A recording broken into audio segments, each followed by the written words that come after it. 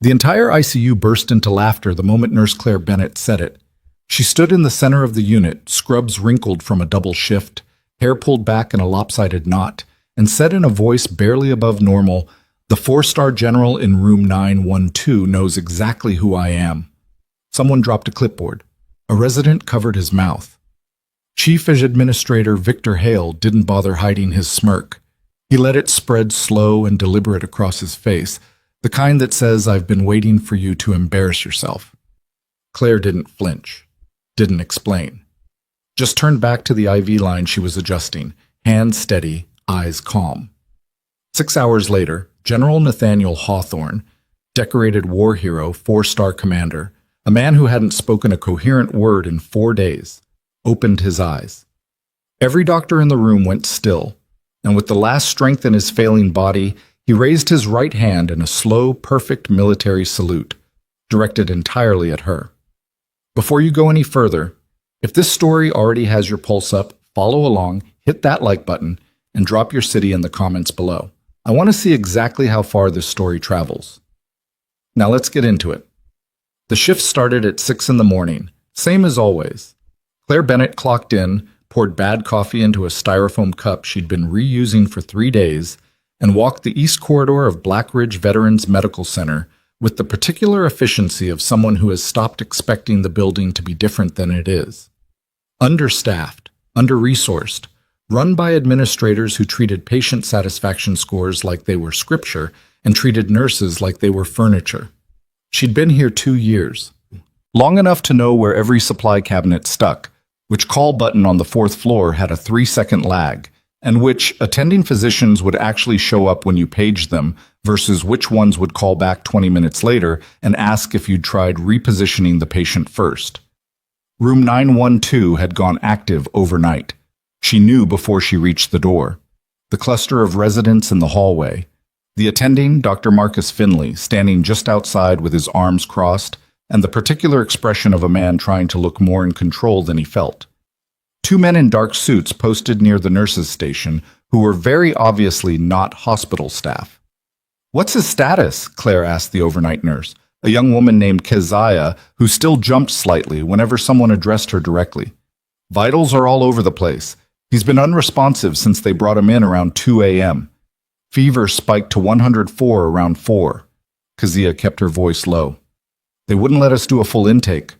Those two—" She tilted her head toward the suits, cleared the room of everybody except Dr. Finley. "Who authorized that?" "Mr. Hale." Keziah hesitated. "He came in personally, at 3 in the morning.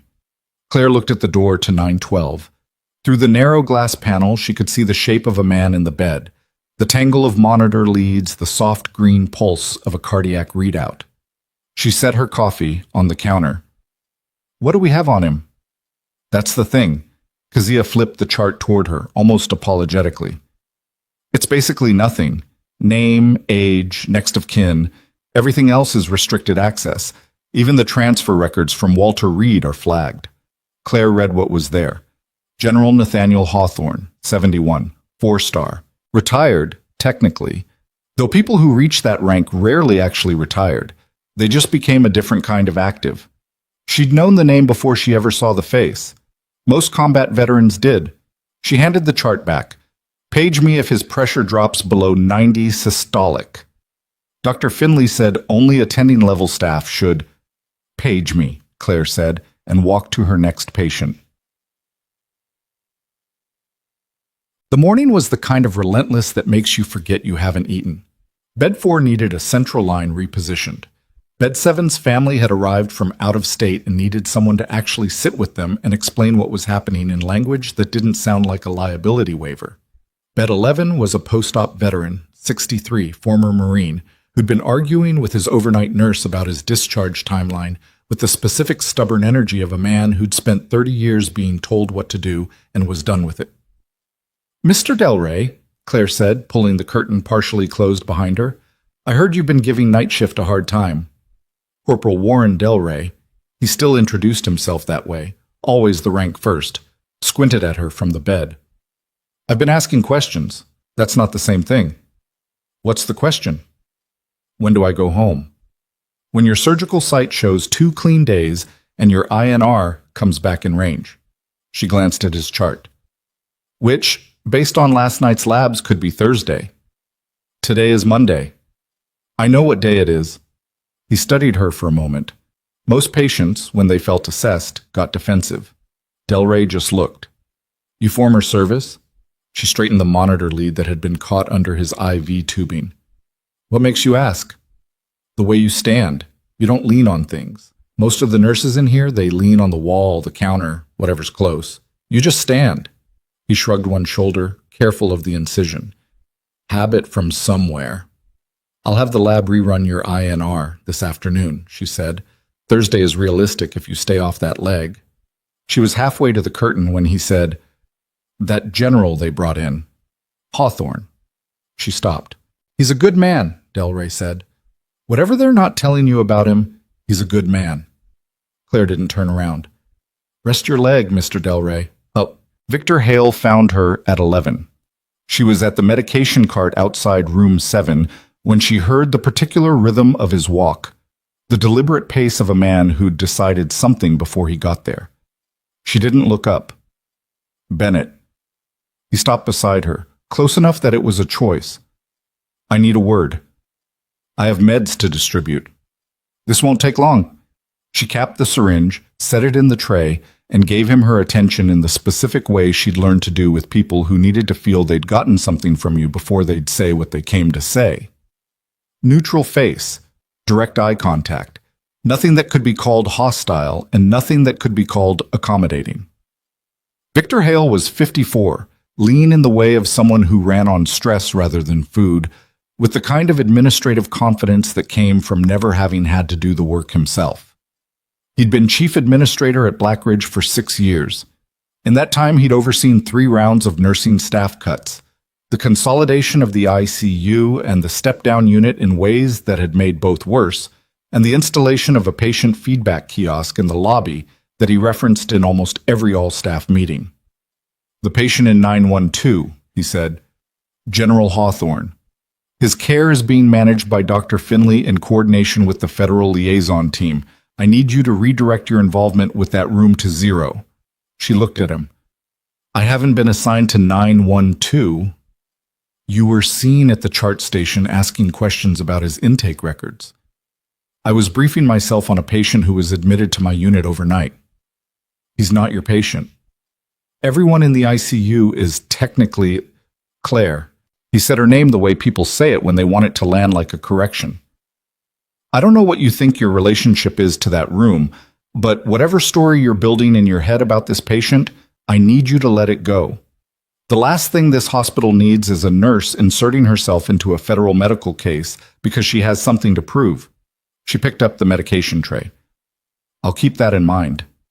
I'm not asking you to keep it in mind. I'm telling you directly. And I heard you directly, she said, and walked to room 7. So, it was at the noon briefing when it happened. The full ICU team, residents, charge nurse, the 2 attendings on rotation, and Victor, who attended these things the way a landlord attends a tenant meeting, was gathered at the nursing station. Dr. Finley was presenting the morning status when someone asked, almost as an aside, whether General Hawthorne had shown any change in responsiveness. Finley shook his head. Still unresponsive. We're managing the fever, watching his cardiac rhythm. The prognosis at this point is... He paused, choosing words. Guarded. Claire looked at the monitor feed on the secondary screen. Hawthorne's rhythm. Something about the pattern bothered her. Had bothered her since she'd glanced at it this morning, a nagging sense of familiarity she couldn't immediately place. His QT interval is prolonged, she said. Finley glanced at her. We're aware. The fever and the prolongation together, that's a pattern I've seen before. It can precede a specific type of tachyarrhythmia that won't respond well to standard treatment. Thank you for the input, Nurse Bennett. The dismissal in his tone was conversational, which was somehow worse than if he'd been annoyed. Like her observation was a small pebble he'd stepped over on a path he was already confident about. Victor said, Can we move on? Someone at the back of the group, a second-year resident named Tomas, who still looked startled to be in the room with adults, asked without apparent strategy, "What kind of arrhythmia?" "Torsades de pointe," Claire said. "If his QT continues to extend and he goes into it, standard defibrillation protocol will make it worse, not better. You'd need to correct the underlying electrolytes first and use magnesium. I think Dr. Finley has this managed," Victor said, his voice just slightly louder than necessary. He looked at her. "And I think your scope of contribution here is pretty clear." There it was. That particular public diminishment, not a reprimand, nothing so direct, just the casual suggestion, offered in front of colleagues, that she was reaching past her station. A few of the residents looked at the floor. Kezia very deliberately checked something on her tablet. Claire said, "I'm documenting my observation in the chart." "You'll document what's within your assigned duties." "Documenting a clinical concern is within every nurse's—" "Claire!" Victor's voice had dropped into the register he used when he wanted to end something. "I've already told you this morning that your involvement with 912 is at 0. Now you're raising clinical concerns in a briefing in front of the team about a patient who is under the care of an attending physician who has not asked for your input." He looked around the room, then back at her. "What exactly are you trying to accomplish here?" The room had gone quiet in the particular way of people watching something they don't want to be seen watching. She said, "I'm trying to make sure the patient doesn't die from something preventable." Someone inhaled. Victor set down the folder he was holding. "After the briefing," he said, "you and I are going to have a different kind of conversation." But that conversation lasted 11 minutes. She knew because she watched the clock on the wall of his office the entire time. Not from nerves, but from the specific discipline of someone who had learned in another life to track time even when everything around her was loud. He told her she'd been insubordinate. She said she disagreed with that characterization. He told her she'd undermined Dr. Finley's authority in front of his team. She said she'd raised a clinical concern, which nurses were not only permitted but obligated to do. He told her she had a pattern of behavior that had been noted, and that this was not the first time he'd had to address her inability to understand the limits of her role. She asked him to be specific about the previous instances. He wasn't. Then he said, "Effective immediately, you're suspended pending a formal review. You'll surrender your badge to HR on your way out." She looked at him for a moment. The wall clock said 12:34. "If General Hawthorne's rhythm deteriorates," she said, "and they use a standard protocol on a prolonged QT Torsades event, he could die from the treatment. That's Dr. Finley's medical judgment to make." "I understand that." She stood. "I'm asking you to make sure someone tells him what I said. I'll pass along whatever I deem appropriate." She handed him her badge lanyard, which she'd already removed from her neck before she sat down. He blinked slightly at that. The small surprise of someone who'd expected resistance and hadn't gotten it. At the door she stopped. Not for drama, because she'd thought of something. "The two men in suits by the nursing station," she said. "They're federal agents, not hospital liaison staff. The kind Hale doesn't usually deal with. You should make sure you actually understand what you've gotten yourself involved in before you make any more decisions about that room." She left before he could respond. Security walked her to the elevator. One guard, mid-40s, who she recognized as a former Army MP named Bryce. He didn't say anything, which she appreciated. They rode down in silence. The lobby was the usual controlled movement of late morning, a family clustered near the information desk, a man in a wheelchair being wheeled toward the exit, two orderlies with a gurney moving briskly toward the ambulance bay. She'd just pushed through the main doors into the cold, gray November air when every alarm in the building went off at once. Not the usual code alarm, the single-floor tone that meant a patient had crashed. This was every system: fire, emergency, security. The mass casualty klaxon she had never in 2 years at this hospital actually heard activated. They layered over each other until the sound was less a series of alarms and more a single sustained warning that something had gone fundamentally wrong. Through the glass doors she could see the lobby erupting into confused motion, staff moving fast in multiple directions, a woman at the information desk pressing a phone to her ear with both hands. The two orderlies with the gurney stopped mid-corridor looking at each other. Bryce had his radio to his mouth. His face had changed. The neutral expression of a hospital security officer replaced by something more alert, more uncertain. He looked at Claire. She looked at the building. 2 years of nursing this place.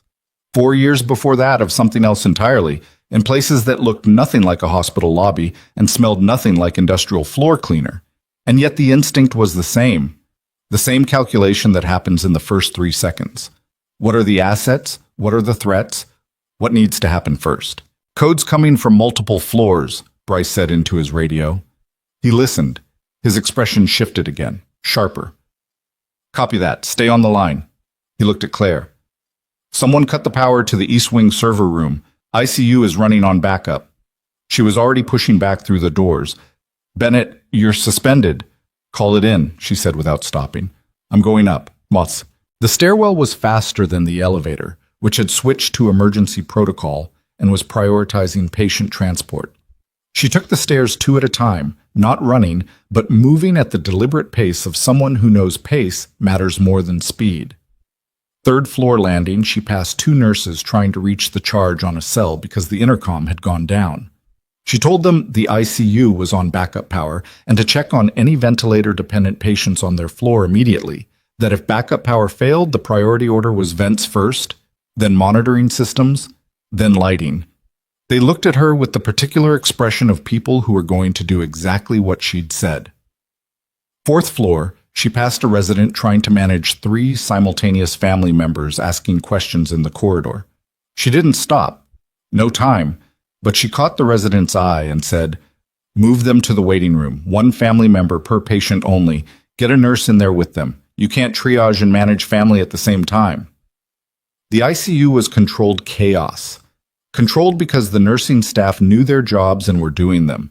And chaos because 4 of the 12 monitoring units had flickered off the main system and switched to local battery backup, which meant the central console couldn't see those patients and the alarms were all manual.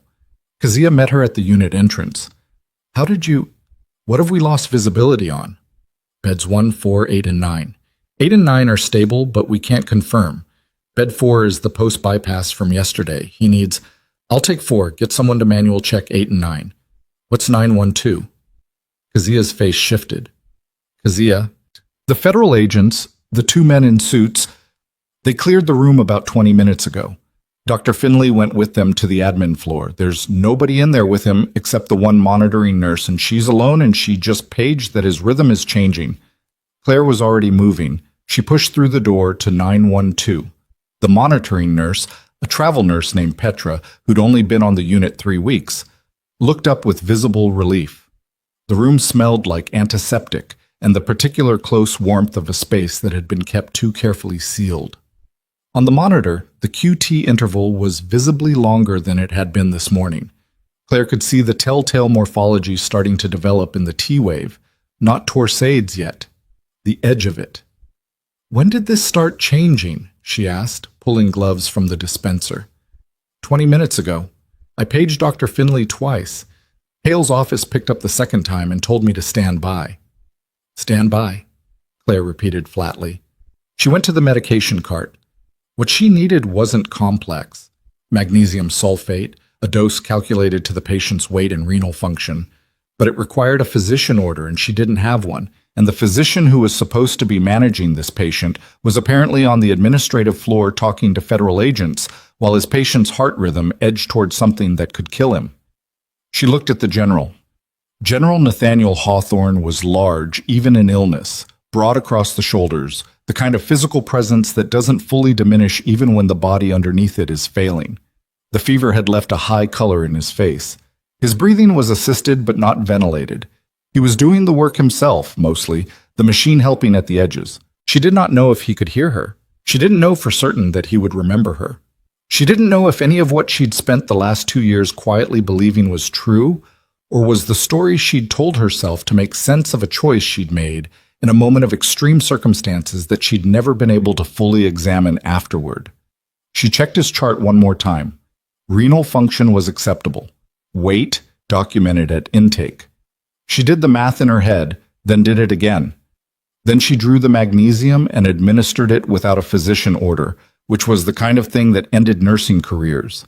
And she did it anyway because the alternative was watching him go into a fatal arrhythmia while the man responsible for his care stood in an elevator somewhere. "You're going to need to stay stable for a little while longer," she said, more to herself than to him. "There's still a lot of this left to sort out." The cardiac monitor ticked on.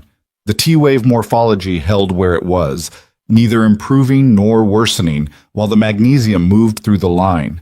She was charting what she'd done, documenting everything, time-stamped, because if this came back, she was going to be the one holding the paper. When she heard it. Not an alarm. The sound from the hallway, boots, not the soft-soled shoes of hospital staff, hard-soled, multiple sets, moving fast. And beneath that, from somewhere deeper in the building, a sound she had not heard in several years and had never expected to hear in a hospital corridor in an American city. She went to the window of 912 that faced the internal corridor. 4 men in tactical gear moved past at a controlled jog, clearing doors as they went. Behind them, a figure in a different configuration, no tactical vest, just a jacket and body armor, swept the corridor with the particular awareness of someone in command of the others. He stopped at the nursing station, said something to the terrified young unit clerk. The clerk pointed down the hall, pointed toward 912. The man in command turned, and through the narrow glass, Claire saw his face before he saw hers. She recognized him. She had hoped, in the 2 years she'd spent carefully not thinking about it, that she wouldn't. Colonel Darius Mack, Special Operations Command. The last time she'd seen him, she'd been covered in someone else's blood in a drainage ditch outside a building that officially didn't exist.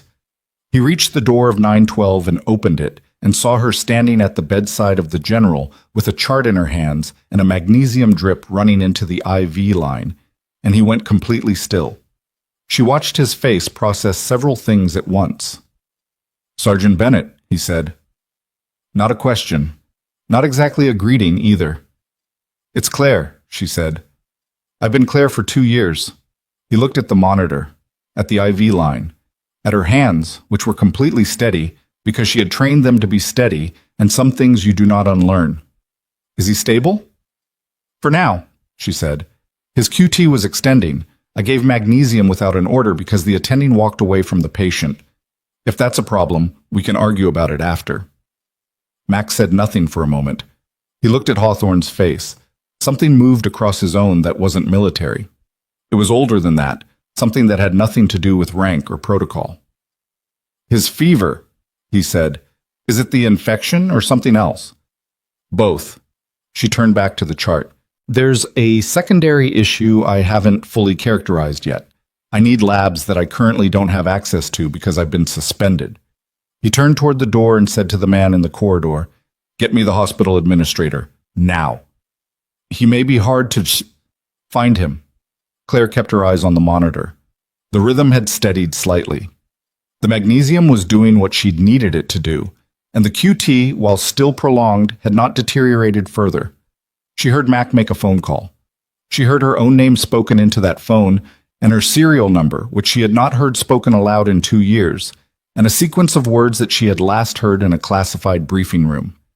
She heard the tone in his voice change from command to something between command and request, which was as close to urgency as a man like Mac was going to get on a phone call. She was still charting when General Hawthorne's hand moved. Small movement, fingers curling slightly against the bedsheet. Then his head turned, just barely, toward her. She set the chart down. His eyes didn't fully open. They got halfway there. Enough to be seen, not enough to be fully present. And he made a sound that was not a word but was aimed at her specifically. "I'm here," she said. "You're at Blackridge Medical. You're safe." His hand moved again, trying to reach something. She took his hand because that is what you do. That is the human thing, regardless of what else is happening, and his fingers closed around hers with surprising strength. His lips moved. She leaned in. The sound he made was just barely a word, barely 2 syllables. But she knew what he was trying to say because she had heard it before, in a very different place, at a moment when the word had meant something specific and urgent and real. Her hand tightened around his.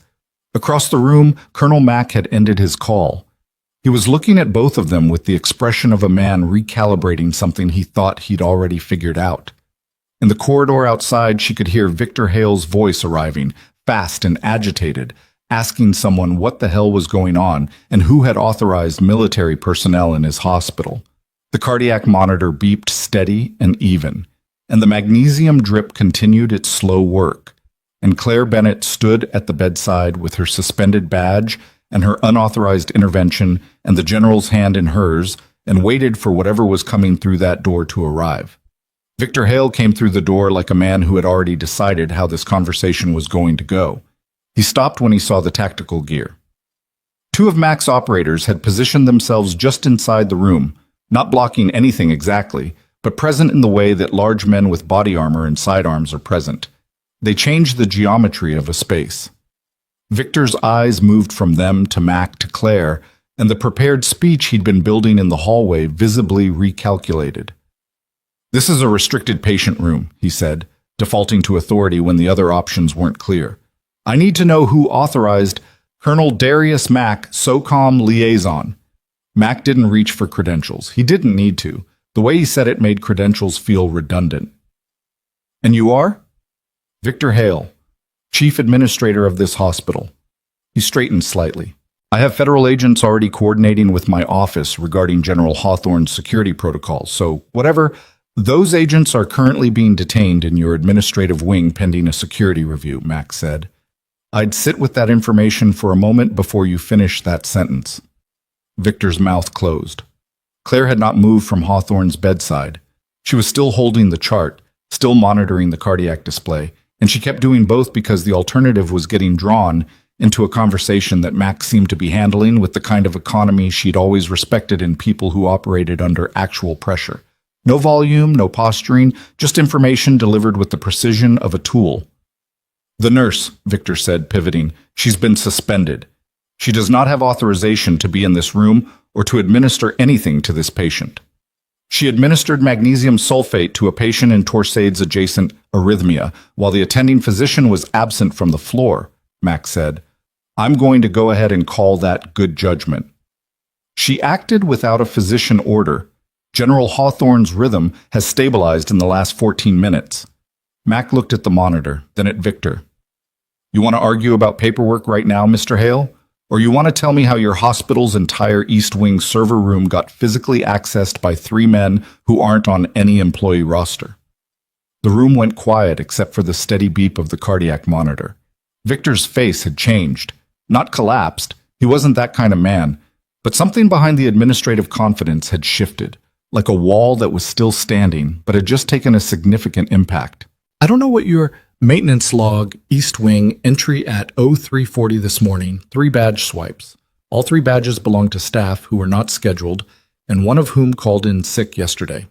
Mac's voice stayed level. "Your security system registered the entries and flagged them. The flag was cleared from the administrative queue at 0412, cleared manually from a terminal in your office." The silence that followed was different from the one before it. Claire watched Victor's face. She'd been watching people's faces in high-pressure situations for long enough to read the difference between the look of someone caught off guard and the look of someone caught. Victor Hale was caught, and underneath the effort to hold his expression neutral, she could see the specific calculation of a man deciding how much to admit and how much to fight. "I want legal counsel before I respond to anything further," he said. "That's your right," Max said. "Agent Suarez outside will walk you through what comes next." 2 things happened simultaneously. An operator appeared in the doorway who was not one of the men already in the room, and General Hawthorne's hand tightened around Claire's. She looked down. His eyes were more open than they'd been. Not fully, still working against the weight of fever and whatever the illness was doing to his system, but enough that she could see him seeing her, really seeing her. Not the confused half-consciousness of someone surfacing from a deep sedation. Recognition. She'd wondered for 2 years whether she'd imagined it. The moment in the ditch, his face, the brief window before the extraction team had arrived, and everything had moved too fast for anything as fragile as a look between 2 people to survive intact. She told herself she had imagined it because it was simpler, because the alternative meant carrying something that had no place in the life she'd been trying to build. His lips moved. She leaned down again. "Still here," he said. The words were damaged by fever and exhaustion, but they were words, real ones. "You're still here." "I'm still here," she said. Behind her she heard Victor Hale being escorted from the room, and she did not turn around to watch it happen. The next 4 hours were the kind of operational that left no room for anything as inefficient as feelings. Mac established a command presence on the 4th floor that was, as far as Claire could tell, entirely without precedent in the hospital's history. The nursing station became a de facto coordination point. 2 of his operators moved through the ICU, doing a sweep that was apparently not optional, checking faces against a list nobody showed her. The federal agents from the administrative floor, 3 of them, were walked out through a service entrance in a sequence that the remaining hospital staff watched with the particular stunned attention of people witnessing something they had no framework for. Dr. Finley reappeared at some point, emerging from a stairwell with his jacket wrinkled and his face carrying the look of a man who had just been extensively briefed on things he wished he didn't know. He went directly to 912, looked at the chart, looked at the monitor, looked at Claire. "The magnesium," he said. His QT was at 520 milliseconds and trending up. His attending was unavailable, and I made a call. Finley was quiet for a moment. He was not a bad doctor. She'd worked with worse. He was just a doctor who'd gotten comfortable with a certain level of administrative protection and had forgotten what it felt like to be exposed. "You were right about the Torsades risk," he said finally. Didn't look at her when he said it, but said it. "I know," she said. Not unkindly. He took over at bedside, which was correct, and she stepped back, which was also correct, and they moved around each other with the awkward professionalism of 2 people who both know the subtext and have agreed without discussion to leave it unspoken. Mac found her at the nursing station 20 minutes later. "I need a full picture of his current clinical status," he said. "Not the chart summary. Your read." She gave it to him straight. The fever was bacterial in origin, probably, but there was a secondary process, inflammatory, possibly autoimmune, triggered by whatever physical stress the general had been under in the weeks before admission. The cardiac issue was related but not causal. The biggest risk at this point was septic progression if the fever source wasn't identified and treated.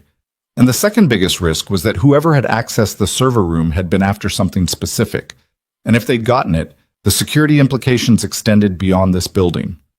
Mac listened without interrupting, which was a thing she'd always noticed about the people worth listening to. They didn't prep their responses while you were still talking. "The server room," she said. "What were they actually after?" He looked at her for a moment, measuring something. Then, "Patient records. Specifically, records from a particular cohort of veterans treated here in the last 18 months. Records that cross-reference with classified deployment histories." "Why here? This isn't a classified facility." "No, but it's where those veterans ended up after they came home. Civilian care, civilian records. Harder to restrict access to, harder to flag as sensitive. Someone figured out that the easiest way to map a classified operational roster was to pull the medical discharge paperwork from the hospitals that treated the men when they got back." Claire sat with that. "And the general?" "Hawthorne has been working with a congressional oversight committee. He's been providing testimony about certain operations that certain people would very much prefer stay buried." Mac's voice stayed even. "Being incapacitated in a civilian hospital surrounded by compromised personnel is not an accident." She looked at the door to 912. "Who else on this floor is on that roster?" Mac's pause was brief, but she caught it. "Mac, we're cross-referencing now. Warren Delray," she said. "Room 7. Former Marine, post-surgical. He's been here 5 days." She kept her voice neutral. "He told me this morning that he knew General Hawthorne, that he was a good man. He said it like someone who'd served under him." Mac turned immediately toward room 7, and she followed him because nobody told her not to. Delray was awake, sitting up in bed, which he wasn't supposed to be doing with his leg. He registered Mac in the doorway with the particular stillness of a former service member who recognizes command presence and is deciding how to respond to it. "Corporal," Mac said.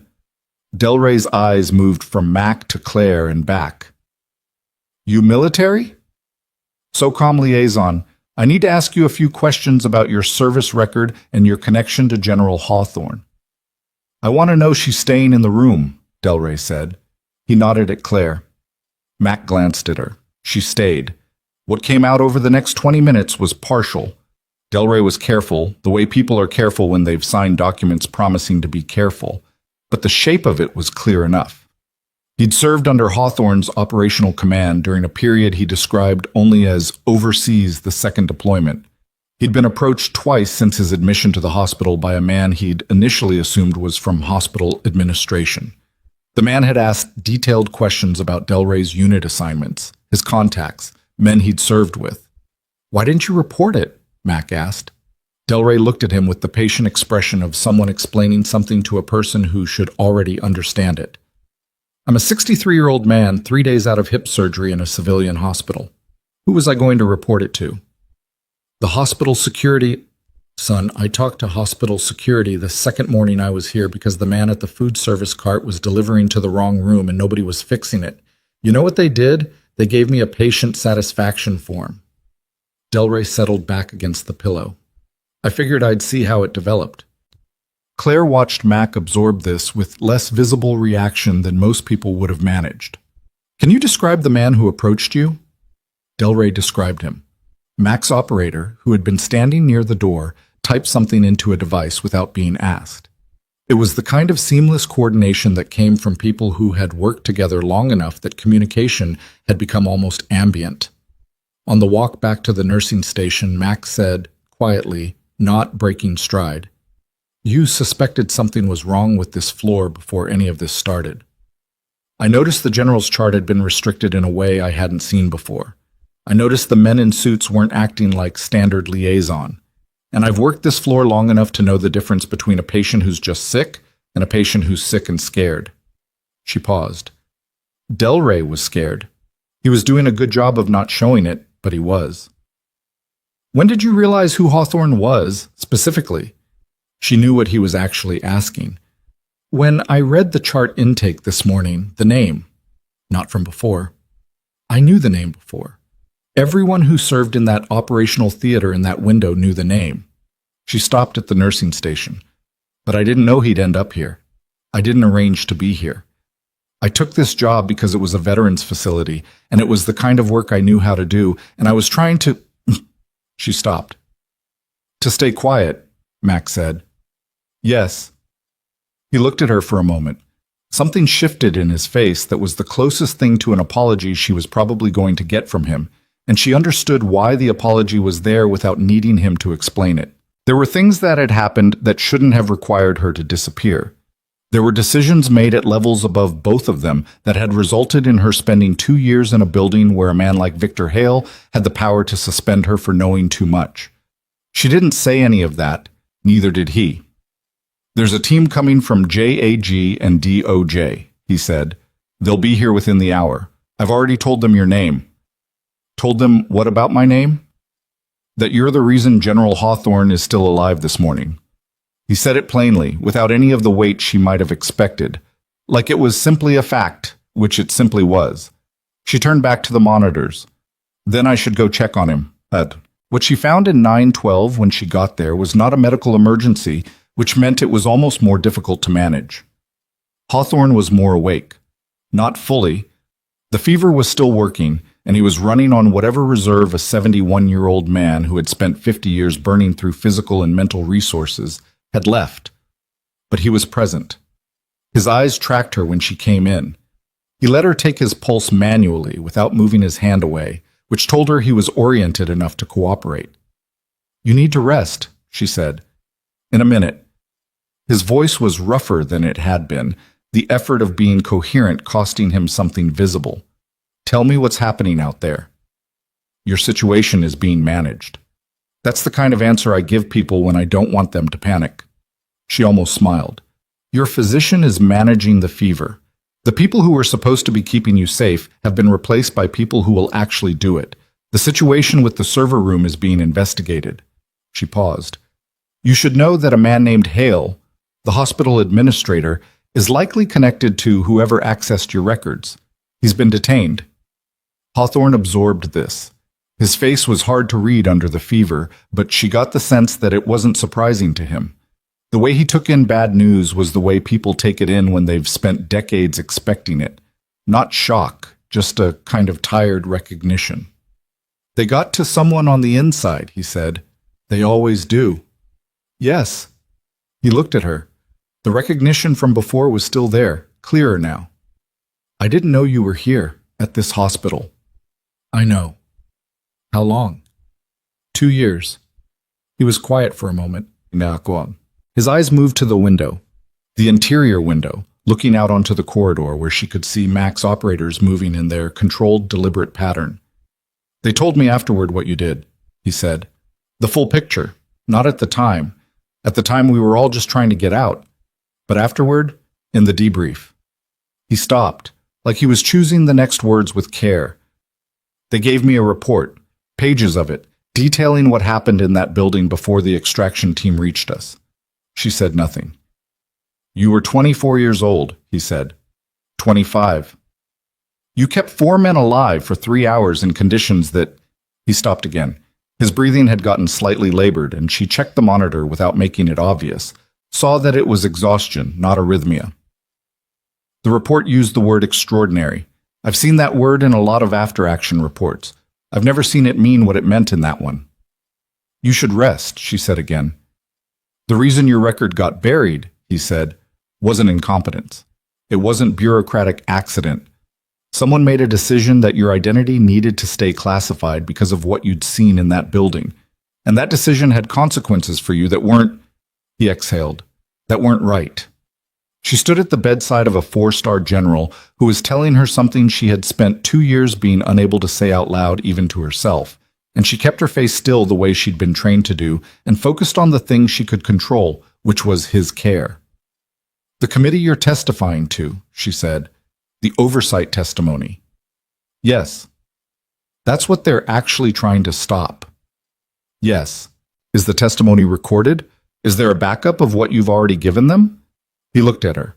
For the first time since he'd become coherent, something that wasn't pain or exhaustion moved across his face. Something that might, in a different setting, have been wry. You're asking operational questions. I'm asking medical questions with operational implications, she said. If the physical threat to you is connected to trying to prevent your testimony, then your recovery is connected to whether that testimony is protected. He held her gaze for a moment. There are sealed depositions with 3 separate agencies. What's here in my personal effects? He stopped. She waited. In my coat, the inside pocket, there's a drive. He said it carefully, watching her face for comprehension. It needs to get to Colonel Mack before anyone else in this building gets access to it. She looked at the room. His coat was on a hook behind the door. They'd kept his personal effects in the room, rather than the patient property room, which she now understood was a security decision. She looked at Hawthorne, then at the coat, then at the corridor window. There were 2 operators she could see from here, but there were also 3 other people on this floor whose access she hadn't fully mapped, and the morning had already demonstrated that access she'd assumed was controlled was not. How important is it? She asked. He looked at her.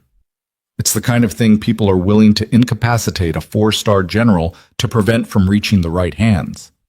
She crossed to the coat in 6 steps, found the inside pocket, found the drive. It was small, thumb-sized, matte black, the kind of thing that looked like nothing, and she closed her fingers around it and turned back toward the door and pulled it open, and stopped. The man in the corridor was not one of Mac's operators. He was in scrubs, which was correct, with a badge, which was also correct. He was pushing a medication cart, which was completely correct, and he was looking at the door to 912 with the particular focus of someone who had been waiting for it to open. He was also the man that Warren Del Rey had just described to Mac in precise physical detail not 20 minutes ago. His eyes met Claire's. For one held second, neither of them moved. Then he reached for the cart. She didn't wait to see what he was reaching for. She pulled the door shut behind her, put her back against it, and set at a volume calibrated to carry down the corridor without sounding like a shout. I need Colonel Mack on this floor right now. The man with the cart didn't run. That was the thing that registered fast and stayed with her. He didn't run, which meant he was trained, which meant running wasn't the plan. He took one step back from the cart, hands coming up slightly, the body language of de-escalation that was actually the posture of someone buying 3 seconds to think. One of Mac's operators came around the corner from the nursing station at a pace that was not quite a run, but covered ground like one. The man in scrubs read the geometry in the same instant Claire did and made a decision. He turned the cart sideways, hard, spilling it across the corridor, and moved toward the stairwell door 20 feet away. He didn't make it 20 feet. The operator was faster, and what happened next was efficient and not particularly graceful and lasted about 4 seconds. The man in scrubs went down, hands secured behind him, face against the linoleum, while the spilled medication cart finished its slide and came to rest against the baseboard with a sound like a drop tray of silverware. Claire was already moving back into 912. "There's a drive," she said to Hawthorne and put it directly into his hand. "Hold on to it until Mac comes in here personally." "What happened?" The man Delray described. He was in the corridor. She checked the monitor. His rhythm had spiked slightly. Her coming in fast had startled him, but it was settling. He didn't get in the room. Hawthorne's fist closed around the drive. The look on his face was not relief. It was something harder than that, something that had been there a long time. "How many more?" he said. "I don't know." Mac came through the door 40 seconds later, and she let the two of them talk while she stood at the window, watching the corridor being rearranged. An additional operator materializing from somewhere to cover the stairwell. The man in scrubs being walked toward the elevator with his wrists zip-tied and an operator's hand on his collar. Mac emerged from 912. 2 minutes later, holding the drive in a gloved hand he'd produced from somewhere, sealed in an evidence bag he'd apparently had on his person, because of course he had. "You didn't give this to me first," he said. He needed to hold it. He needed to feel like he still had control of something. She kept her voice low. "He's been lying in that bed for 12 hours while people made decisions about him. Give a man something to hold on to, or he stops fighting." Mac looked at her for a moment.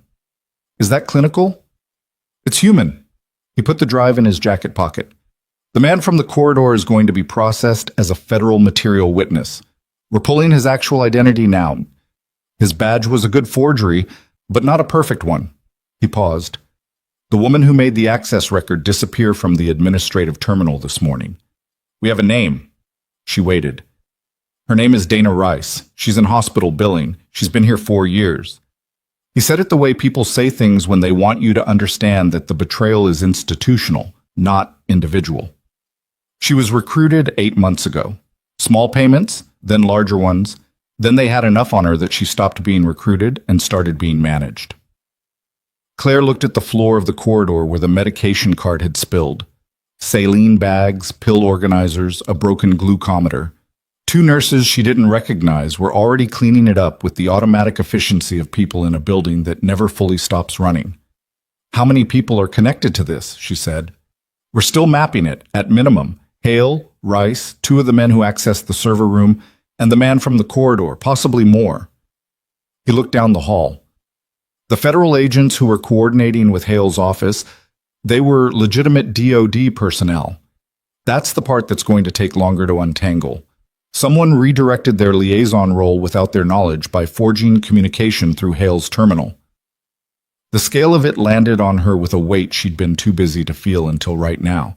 Not just someone gaining access to a hospital. A coordinated effort, months in the making, using real infrastructure and real people, to get close to a man who was trying to tell a congressional committee the truth about something. "The testimony," she said. "What is it about?" Mac was quiet. "I'm not cleared," she said. "I know. I'm asking anyway." He looked at her, then carefully. "It concerns a specific category of casualty reporting from 2 overseas engagements. Numbers that were misrepresented in official after-action documentation. The general has the primary source material." She thought about the drive in his pocket. "That's what's on it," she said. It wasn't a question. He didn't answer, which was its own answer. She looked back at 912. Through the glass, she could see Hawthorne's shape in the bed, the monitors, the IV pole. Dr. Finley was back in the room, checking something, making a note. Everything from a distance looked like ordinary care in an ordinary ICU. "I need to know the building is fully secured before I step away from this floor," she said. "My team is, I mean the service corridors, the loading dock, The pharmacy access in the sub-basement. She looked at him directly. I spent 2 years in this building. I know every way in that your team doesn't know yet because you've been here 4 hours. Let me walk someone through it. He studied her face, not checking whether she was competent. He'd moved past that, she thought, sometime around the moment he'd found her alone in a room, keeping a 4-star general alive with an unauthorized medication order. But something else, some final accounting. 20 minutes, he said. Take Operator Vance, bring a radio. Her name was Vance, and she was 28, and she had the focused quiet of someone who listened more than she spoke, which Claire appreciated immediately. They moved through the building from sub-basement to 4th floor in a systematic sweep that felt less like a security walk and more like a conversation between two people who understood space differently than most.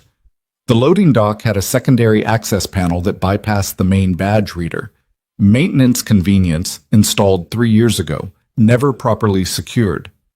The pharmacy sublevel had a shared HVAC corridor with the boiler room that connected to an external access hatch that was supposed to be alarmed but whose alarm had been silenced 6 months ago after a false positive and never reactivated. The 4th floor linen service had a key lockbox whose combination hadn't been changed in a year and a half, and which was noted in the facilities management log that Victor Hale had access to. Vance photographed each one. Didn't comment on the state of the hospital's physical security, which was the professional response. After the linen room, she said, "How do you know all this?" "I asked the facilities guys questions when I first started. I like knowing how buildings work." Claire closed the lockbox.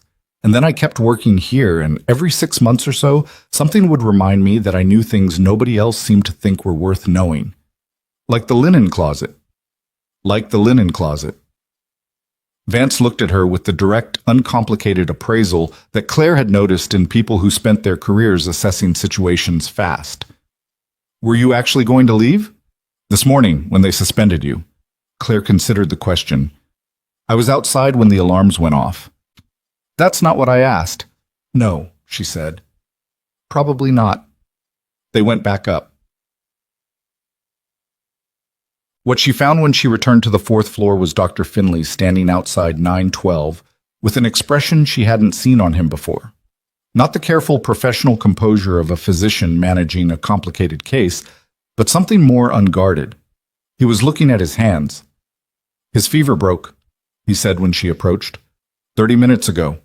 Temperature is down to 100.4 and dropping." "That's good." "His QT is normalizing." He looked up. The magnesium was the right call. The Torsades risk was real. He said it the way people say things they've been sitting with for a while, working up to. "I should have been on the floor." She didn't tell him it was okay, because it wasn't, and they both knew it. "He's going to need close monitoring through the night as the fever clears. The inflammatory process isn't fully resolved. His CRP is still elevated, and I'd want a repeat echo to check for any pericardial involvement. I've ordered both." He paused. "They're going to want a full account of the clinical decisions made today.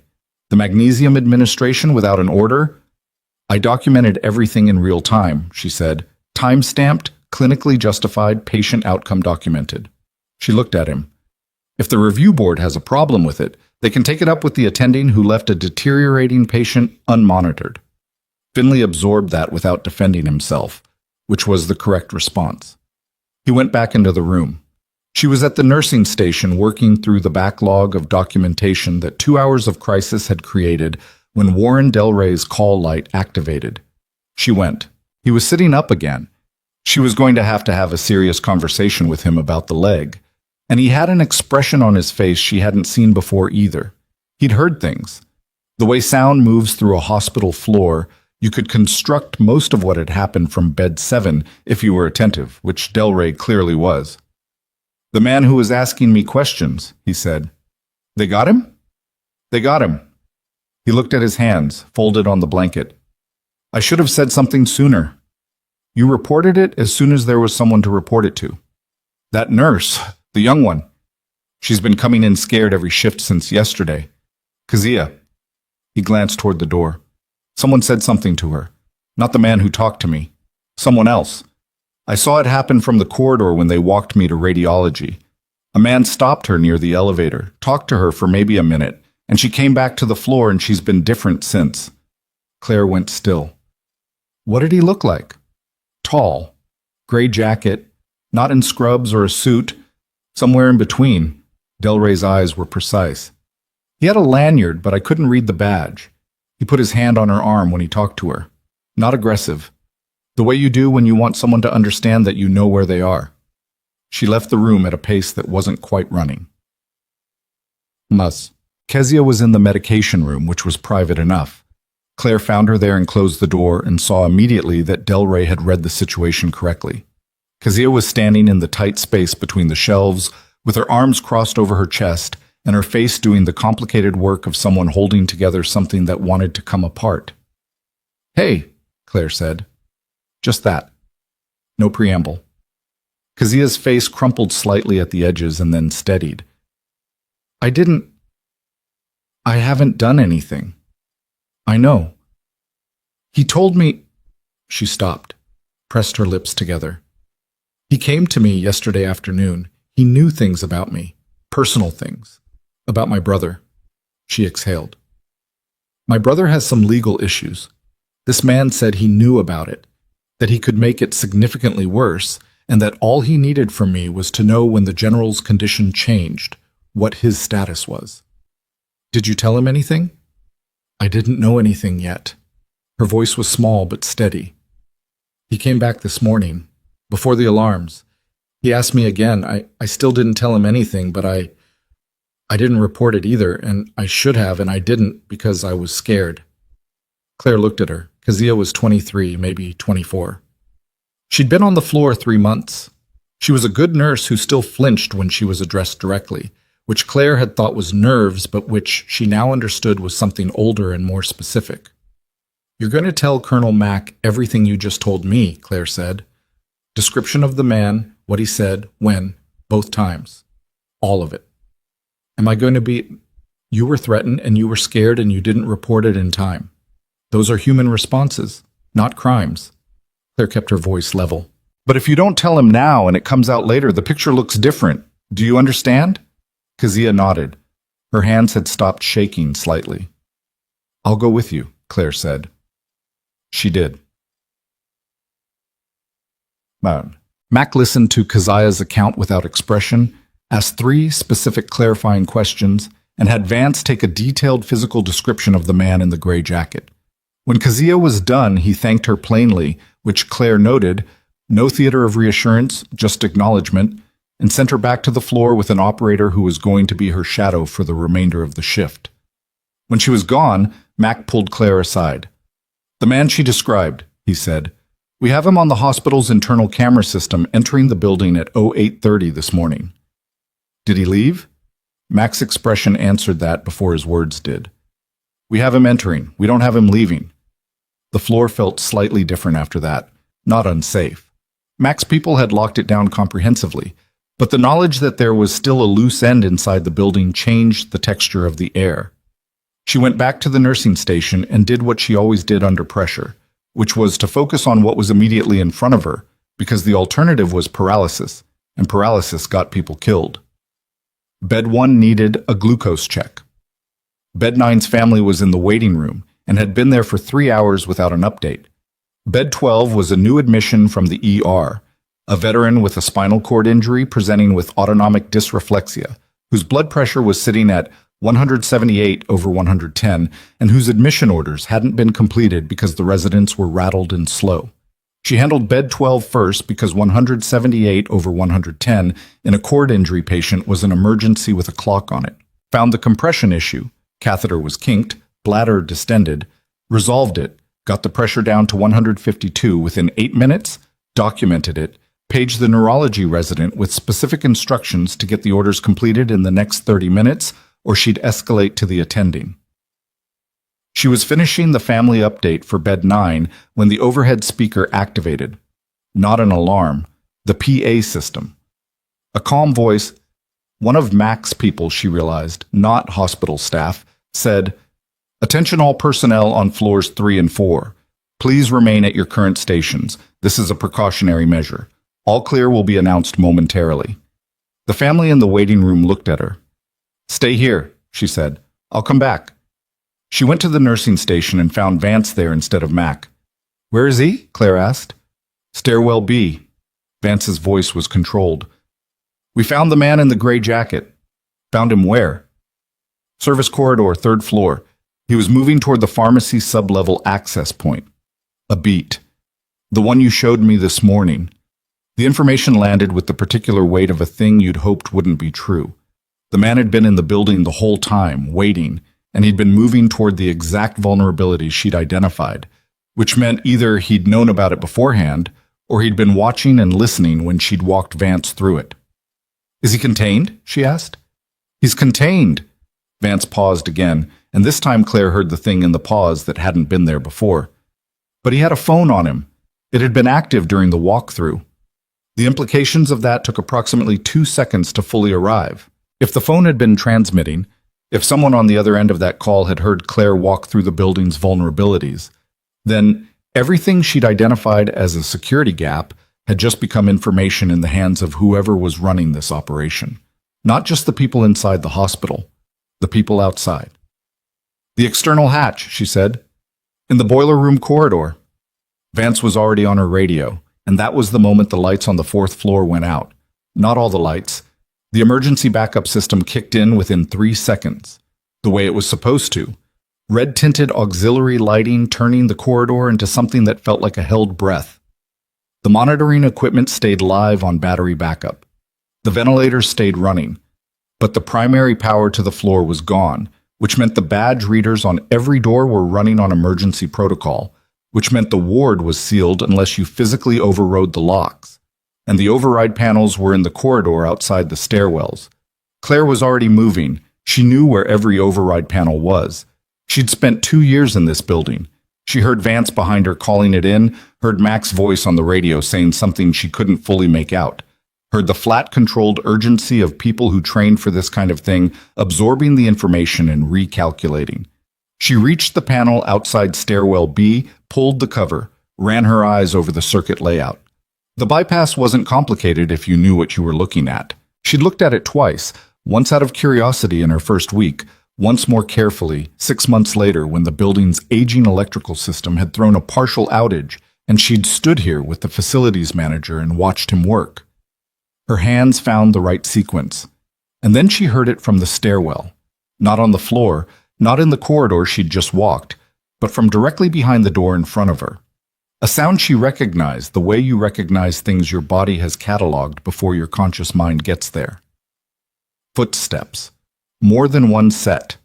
On the other side of the door, moving up, not down, up, toward the 4th floor, toward 912. She had her hand on the stairwell door handle when a radio cracked and Mac's voice came through, stripped of everything except the information. "Bennett, do not open that door." She stood with her hand on the handle, the emergency lighting bleeding everything red, listening to footsteps she could not yet count, and behind her in room 912, General Nathaniel Hawthorne lay in a bed with his fever breaking and his testimony still in the world and everything that needed to happen still ahead of him. She tightened her grip on the handle. "How many?" she said into the radio. Static. Then Mac's voice again, and this time she could hear something underneath the control that told her the answer was going to be worse than she'd prepared for. 4, Mac said. "Armed.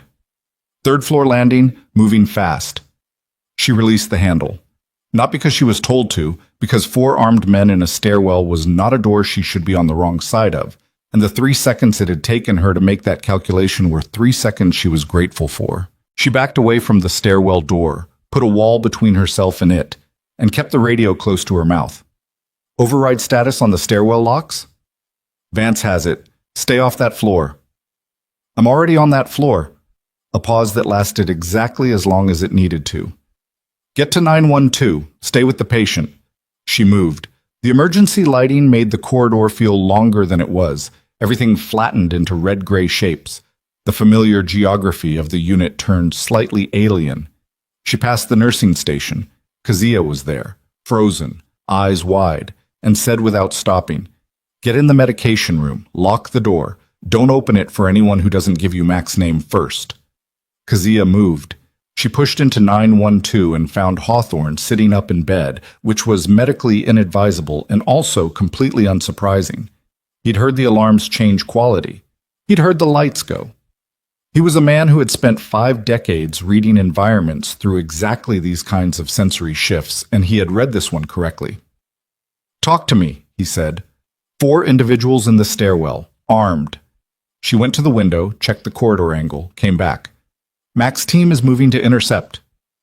"How many on his team?" "On this floor right now, Vance and 1 other that I can place. He has more in the building." Hawthorne's jaw set. He was running calculations she recognized. The particular mental arithmetic of someone assessing a tactical situation from a position of physical limitation. He didn't like what the numbers were giving him. Neither did she. "The drive," he said. "Mac has it." Something in his face released slightly. Not relief, not yet, but the specific tension of a man who has been protecting something valuable, relaxing 1 degree when he confirms it's in safer hands. "Then whatever happens in this room," he said, "the testimony is protected." "Nothing is going to happen in this room," she said, and she meant it the way people mean things when they have no margin to mean them any other way. From the stairwell, through the wall, came sounds she had trained herself not to interpret emotionally. Movement, commands, the specific acoustic signature of a confined space confrontation.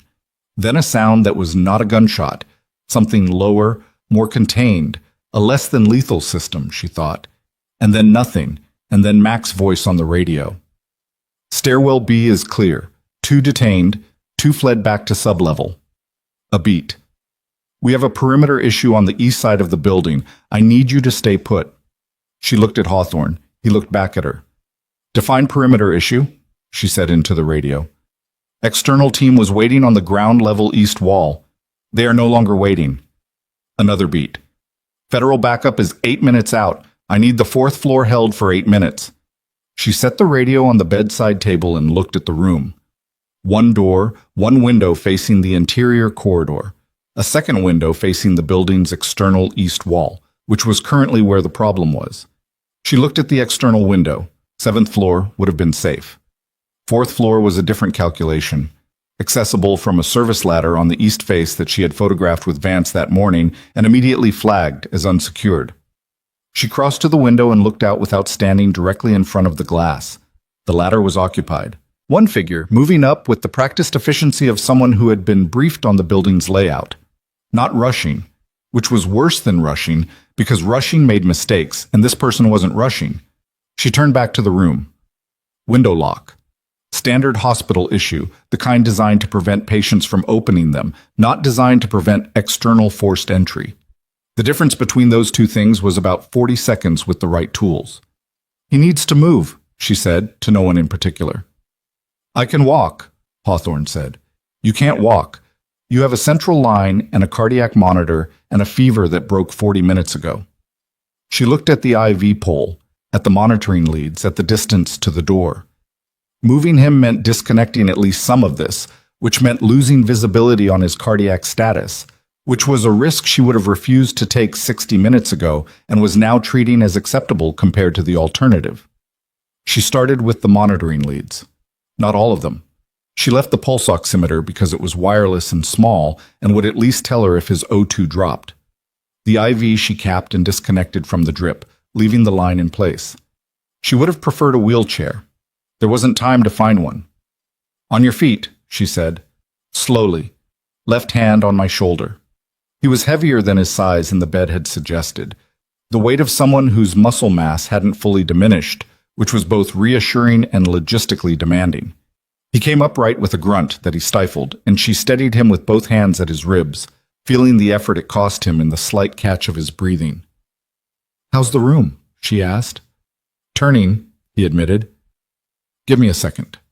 She gave him 4. "Okay," he said. This moved to the door. She checked the corridor window first, clear, and opened it. The unit and emergency lighting looked wrong in the specific way that familiar spaces always look wrong when the normal visual references are stripped out.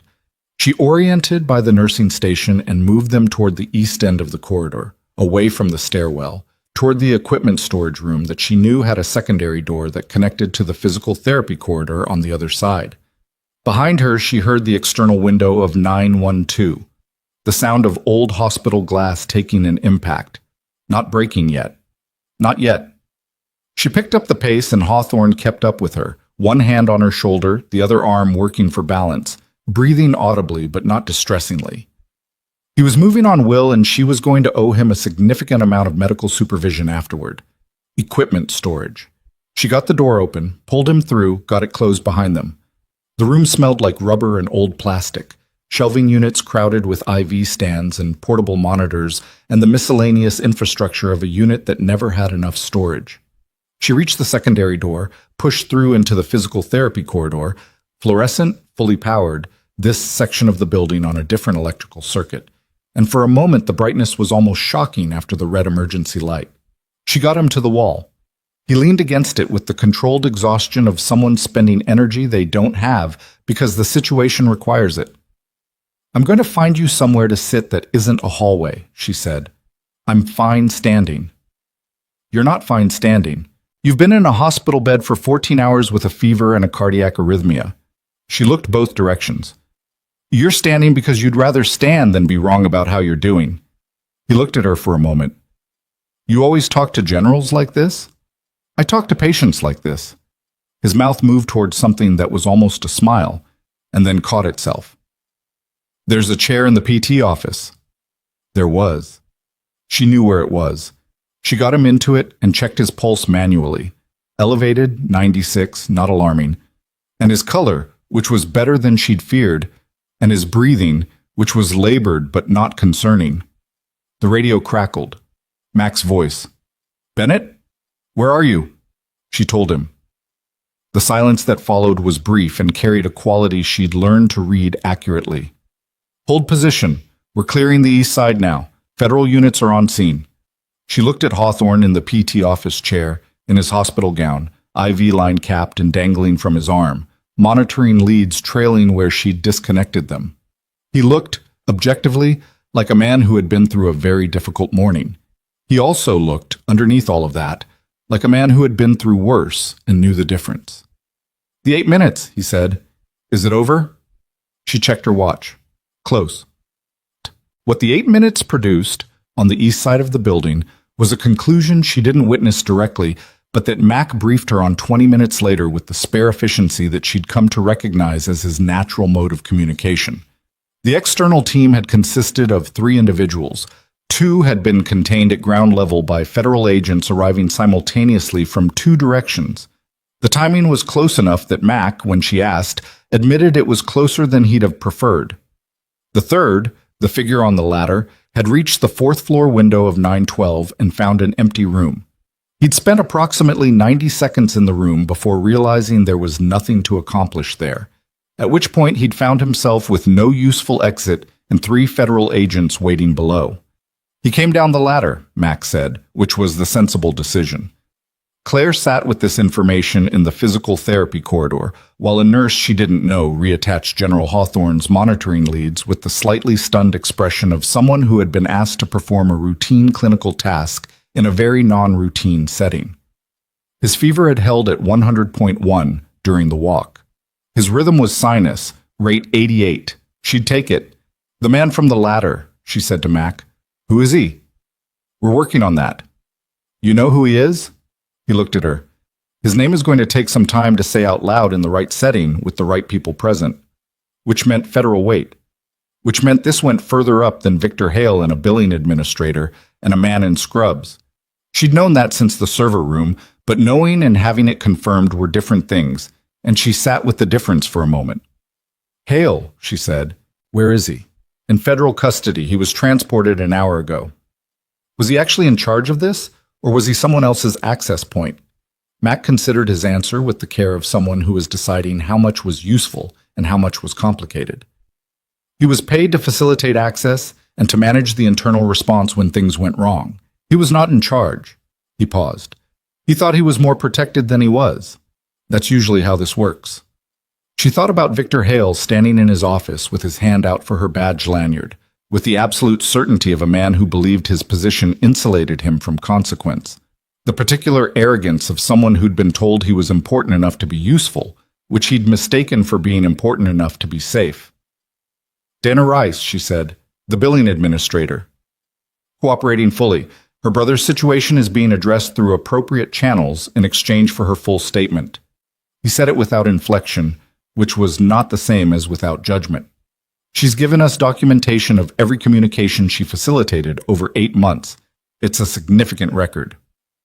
Hawthorne was transferred back to 912 at 2:40 p.m.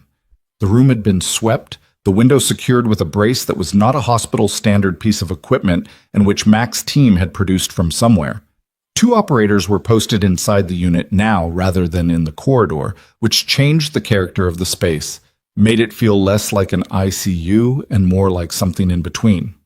Dr. Finley ran a full reassessment, temperature 99.8 and still dropping. Cardiac rhythm normalized, QT interval back within acceptable range, the magnesium having done exactly what she'd expected it to do. The inflammatory markers were still elevated but trending the right direction. He ordered the repeat echocardiogram, which came back showing mild pericardial inflammation, nothing requiring intervention, something to watch. He documented all of it with a thoroughness that Claire recognized as a man building a record, not for the patient, or not only for the patient, but for whatever review was going to come afterward.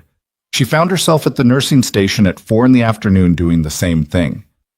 Full clinical timeline from the moment she'd arrived that morning, every observation documented with timestamps, every intervention justified with the clinical reasoning behind it. She was building the case for her own professional survival, and she was doing it with the same precision she'd applied to everything else today, because precision was what she had, and she was going to use it. Keziah appeared at her elbow. She'd come out of the medication room when Mac's team had given the all-clear, gone back to work with the particular quietness of someone recalibrating, and had spent the last 2 hours doing her job with a focus that Claire thought was partly competence and partly the need to feel useful after feeling powerless. "The JAG officer is here," Keziah said. "She's asking for you." The JAG officer's name was Major Lena Pruitt, and she had the specific quality of military lawyers, which was that she was simultaneously the most meticulous person in the room and the one most likely to ask questions you hadn't prepared for. She set up in the conference room adjacent to the nursing station with a recorder and a legal pad and spent 90 minutes going through Claire's timeline from the moment she'd read Hawthorne's chart that morning to the moment she'd gotten him into the physical therapy corridor. Pruitt did not express an opinion during any of this. She asked clarifying questions that were precise and occasionally uncomfortable. "When you administered the magnesium without a physician order, were you aware of the specific regulatory language governing that action?" And she wrote down the answers without visible reaction. At the end, she set her pen down. "I need to ask you something outside the formal record," she said. Claire waited. "Colonel Mack has indicated that your military service history is relevant context for today's events. He's asked me to advise you that certain sealed records are being reviewed by the appropriate authorization level and may be released in connection with the federal investigation." Pruitt looked at her directly. "I want you to understand what that means before it happens, rather than after. It means my service record becomes part of the public record of this investigation. It means the classified elements of your service record become accessible to the investigating agencies, and depending on how the investigation proceeds, may become part of a documented public record." She paused. "There are people in this building, staff, patients, administrators, who saw what happened today, who saw Colonel Mack defer to you, who saw federal operators respond to your direction. Once your record is unsealed, they're going to understand why." She let that sit. "I'm asking if you're prepared for that." Claire looked at the table. 2 years of keeping her head down, of being the nurse nobody quite took seriously, of standing in briefings while attendings looked past her, of handing her badge to a man who thought suspension was the right tool for someone who knew too much. 2 years of quiet and careful and invisible. "Yes," she said. Pruitt nodded, picked up her pen, and made a note. The investigation's first public movement came not from a press release, but from a motion filed in federal district court at 6:17 p.m. that evening, which was fast enough that someone had clearly been preparing it before the building had fully finished its crisis.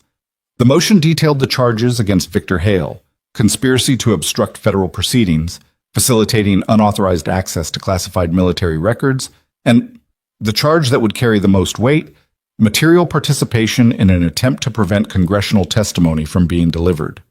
Claire learned about it from her phone, like everyone else did, sitting in the break room with a cup of coffee that had gone cold while she'd been reading the documentation Pruitt had given her to review. Kezia came in and showed her the news alert on her own phone, the headline running over a photo of Black Ridge's front entrance with 2 federal vehicles visible at the curb. "It's already out," Kezia said. It was going to be out. Kezia sat down across from her. She had the look of someone who had been rearranging something in her interior architecture all day and wasn't quite finished. "Can I ask you something?" "Yes." "This morning, when you came back in, after they suspended you and walked you out." She looked at her hands. "You had no way of knowing what was going to happen. You just came back." The alarms went off. "That's not why." Kezia looked up. "I've seen people leave when the alarms go off. The parking lot was full of people standing outside watching the building. You went back in." Claire drank her cold coffee. "I knew the building. I knew the patient." She set the cup down. "Sometimes that's the whole reason." Kezia was quiet for a moment. "I should have reported the man who approached me." "Yes. I know you said it was a human response." "It was. It's also still true that you should have reported it." She didn't soften it because softening it wouldn't help Kezia, and she thought Kezia was someone who could handle the unpadded version. Those two things can both be true. Kezia absorbed this. "Okay," she said. Just that. At 8 p.m., Mac found her at the nursing station with the look of a man who had finished one phase of something and was now in the transition space before the next. "The man from the ladder," he said. "His name is Gordon Reeves. He's a former DoD contractor who's been operating independently for the last 3 years on behalf of a group of individuals connected to the operational reporting that Hawthorne is testifying about." He said it carefully, like someone reading from a document he'd memorized. When Hawthorne began cooperating with the Oversight Committee, Reeves was contracted to prevent the testimony from being completed. The plan was to use Hale's access to create confusion around Hawthorne's medical care, delay treatment, create instability, while the classified operational records were accessed and used to identify and compromise other potential witnesses. She let all of that settle. "Delray," she said. Delray was on their list. 3 other veterans currently receiving care at VA facilities in the region are also on the list. He looked at her. "We're moving to secure them now."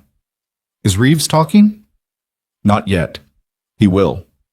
He said it without particular emphasis, which somehow made it more certain than if he'd said it with force. "The others are. The man from the corridor. His name is Ballard. He's been working with Reeves for 2 years. He started talking the moment he was processed. He wants a deal. He's going to get a reduced deal and not the full deal he's hoping for because what he has to offer is already mostly covered by what Dana Rice provided, but he doesn't know that yet." "What happens to Hale?" "He'll be arraigned tomorrow morning, federal." Mac looked at the corridor. His lawyer is already trying to frame it as a case of an administrator who was deceived by people operating above his level of understanding. That argument is going to fail because Rice's documentation covers 12 separate communications between Hale and Reeves over 6 months, including 2 in which Hale explicitly confirms that he understands the nature and purpose of the access he's facilitating. She thought about Victor Hale making the careful calculation that his position was worth more than his integrity, and then making the further calculation that he was protected by people who had no intention of protecting him. "He thought he mattered to them," she said.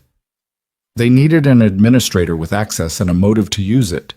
He had both." Mac's voice was flat. "He mattered to them in exactly the way a tool matters. When the tool became a liability, they left it in place and hoped the situation would resolve itself. It didn't resolve itself." "No." He looked at her. "You didn't let it." She didn't answer that directly. "The general's testimony, the sealed depositions, are they protected?" "Multiple redundant copies with 3 agencies and the committee's independent counsel. Reeves and everyone connected to him got nowhere near them." He paused. The drive contained source documentation for a specific portion of the testimony, after-action records that hadn't been formally entered into the committee's record yet. That's what they were actually trying to recover. Another pause. It's now in the committee's hands. She looked at the door to 912. Through the glass, she could see Hawthorne's shape in the bed, calmer now, the monitors steady. Finley's most recent note in the chart indicating cautious optimism about the trajectory. He's going to be okay, she said. His doctors seem to think so. His one doctor thinks so. I think so. She looked at Mac. Finley is competent. He needed to be reminded what competent looks like under pressure, but he's competent. Mac made a sound that was not quite a laugh, but occupied some of the same space. I'm going to need a formal statement from you for the JAG record that is a little more measured than that. I know, Pruitt already has it. He was quiet for a moment. In the stillness of the unit, calmer now, the emergency lighting restored to normal, the overnight shift beginning to filter in with the particular watchful attention of people who'd heard about the day from the outside and were trying to read the residue of it, she could hear the building settle back into itself. The beep of monitors. Somewhere down the corridor, Warren Delray's call light activating, which she was going to go answer in a moment because Delray had been alone in his room for most of a very complicated day and deserved an update. Your record, Max said. The unsealing, Pruitt told you. She told me. I should have made sure it happened sooner, after you came home. He said it like someone who had been carrying a sentence for a long time and had finally found the moment to set it down. The classification decision was above my level at the time, but I could have pushed harder. She looked at him. She thought about everything she might say to that.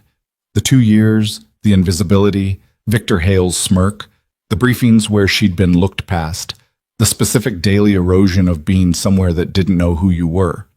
And she found that she didn't want to spend the words. Not tonight. You're pushing now, she said. He nodded once. She picked up her radio and her cold coffee and went to check on Warren Delray. But Delray was awake and had somehow obtained a newspaper, which she chose not to investigate. He looked at her when she came in with the evaluating expression she'd gotten used to. You look like someone who's been working for 14 hours, he said. I've been working for 14 hours. The general, he okay? His fever is down, his cardiac rhythm is normal. He's going to need close monitoring for the next several days, and he's going to need to spend less time in congressional hearing rooms and more time resting before that happens. But yes, he's okay. Delray nodded slowly. The man who was asking me questions. He's been processed and he's cooperating with federal investigators. She looked at his leg. How's the pain? Manageable. He set the newspaper down. They tell me there are more men like me, veterans they were targeting. There are. Teams are moving to secure them now. He was quiet for a moment. Hawthorne's testimony. Is it going to happen? From what I understand, yes. He looked at the window. It was dark now, the city outside doing what cities do after the things that happen in them, which is continue. I testified at a hearing once, he said. Different kind. Internal military review. Felt like I was talking into a room where the decision had already been made. He looked back at her. This one's different? I think so. She checked his monitoring cuff. I think the people running this hearing are actually trying to find out what happened. That's rare enough that people were willing to do what they did today to prevent it. He absorbed this. What about you? Your record? They're going to make it public? She looked at him. She hadn't told him. But he'd been a Marine for 30 years and he'd had time today to think, and he'd looked at the way Mac moved around her and he'd been doing the arithmetic since the morning. Apparently so, she said. Good, he said. Simple. No theater in it. She left his call light in easy reach and went back to the station. The thing she hadn't expected, and she recognized later that she should have, that she'd been so focused on the immediate and then the aftermath that she'd missed the approach of this particular development, came at 9:45 p.m. Mac appeared at the nursing station with an expression she hadn't seen on him before and couldn't immediately read. He held a tablet, and the way he was holding it told her the information on it mattered. Reeves is talking, he said. You said he wasn't. He wasn't. He started 40 minutes ago. Mac set the tablet on the counter. He's providing names in exchange for a cooperation agreement. The names go significantly higher than anyone who's been detained today. She looked at the tablet. She didn't pick it up. How high? High enough that the committee hearing is being rescheduled to a more secure setting and the number of witnesses has increased. He paused. High enough that the original decision to classify your service record, the specific individual who made that call, is on the list. The weight of that was considerable. She stood with it for a moment, organizing what she was feeling into something she could actually use, which was a skill she'd developed in places that required it. The man who classified my record, she said. He was connected to this. The classification was a protective move for himself. You'd seen things in that building that could corroborate certain aspects of what Hawthorne is testifying about. Keeping your record buried kept that corroboration buried. She thought about standing in Victor Hale's office with her hand on her badge, about the morning briefing and the laughter and the specific look on Finley's face when he'd said thank you for the input, Nurse Bennett. About 2 years of being the person nobody looked at twice. All of it connected to a decision made by someone she'd never met, in a room she'd never been in, to protect themselves from a story she'd been inside of without fully knowing it. They kept me quiet, she said, by making me disappear. Yes. And it almost worked. It worked for 2 years. He looked at her steadily. It stopped working today. She picked up the tablet and read what he'd pulled up. Not Reeves's statement, which was still being processed, but the formal notification from the committee's independent counsel that the investigation scope was being expanded and that additional witnesses with relevant service histories were being contacted. Her name was not on the document, but there was a redaction on the 3rd page that was exactly the right length for it. She set the tablet down. There's something else, Max said. She looked at him. Hawthorne is asking for you. He said it simply. He says he needs to tell you something before the sedative Finley gave him an hour ago puts him under for the night. He paused. He was pretty specific that it was you and that it needed to be now. She looked at the door to 912. She looked at the nursing station, at Kezia doing handoff notes for the overnight nurse, at the steady green traces of the monitors on the central display, at the particular organized quiet of a unit that had held together through a day that should have broken it. She walked to 912. Hawthorne was fighting the sedative. She could see it, the heaviness in his eyelids working against the intent in his face. He registered her when she came in and some of the effort went out of the fight, replaced by something more settled. She sat in the chair beside the bed. He didn't try to speak immediately, and she didn't rush him, because she'd learned a long time ago that people who have something real to say take a moment to find the shape of it. The drive, he said finally. His voice was slower than it had been, the sedative doing its work at the edges. Mac has it. It's with the committee. There's a section in the documentation, the after-action records, that specifically covers the extraction. His eyelids were heavy. Your role, your designation, everything that should have been public record and wasn't. He paused. The committee is going to see it. Everyone who reads the final report is going to see it. She sat with that. You kept 4 men alive, he said. You kept me alive. And then they buried it, and you ended up here. He looked at her. The sedative was winning now, pulling him toward the edge of consciousness, but his eyes were still clear. I'm sorry it took this long. She didn't say what she was thinking, which was complicated enough that she wasn't sure she could have found words for it anyway. She said what was true and immediate and enough. You're going to wake up tomorrow morning, she said, and your fever is going to be lower and your rhythm is going to be stable, and in a few days you're going to testify to the committee and tell them what you know. And you, he said, his voice going soft. What are you going to do? She thought about it. The honest answer was that she didn't know yet. The 2 years of quiet and 14 hours of controlled chaos and the approaching knowledge that her name was about to become public had not yet resolved into any clear picture of what came next. She thought about Warren Delray in room 7, and Kezia at the nursing station, and the nursing station itself, and the long corridor and the red emergency light that she'd navigated without hesitating because she knew where everything was. She started to answer. And then her radio activated, and Mac's voice came through in a tone she had not heard from him since early that morning when everything was still in motion and nothing was resolved. Bennett. A pause that had weight in it. I need you at the nursing station right now. She looked at Hawthorne. His eyes had closed, the sedative finally winning, his breathing slow and regular and safe. She stood. We found something in Hale's office, Max said before she'd even reached the door. In his personal files. Something that was not part of the access Reeves arranged. Another pause. It involves you directly. Your name, your former assignment, and a communication that predates your employment at this hospital by 6 months. She stopped at the door. Someone knew you were going to end up here, Max said, before you did. She walked to the nursing station the way she walked everywhere, steadily, without rushing, because rushing was what happened when you let the situation control you instead of the other way around. But her mind was already moving ahead of her feet, already pulling at the thread Mac had handed her. Someone knew you were going to end up here, before you did.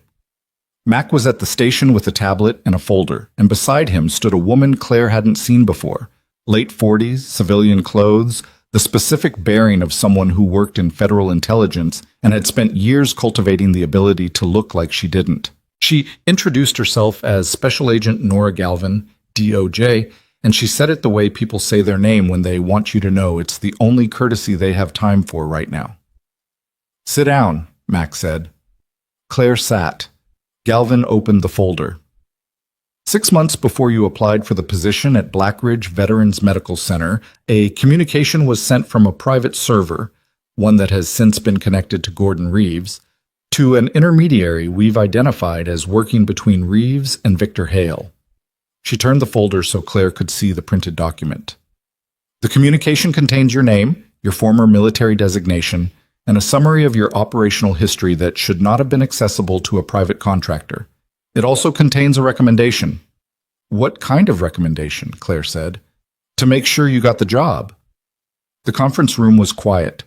Max stood with his arms crossed, not looking at her, which she understood was the way he was giving her space to process. She looked at the document. Her name in a communication between criminals, 6 months before she'd sat in an HR office at Blackridge filling out paperwork, 6 months before she'd clocked in for the first shift in a building she'd chosen because she wanted something quiet, something that felt like putting something down. They placed me here, she said. We believe so, yes.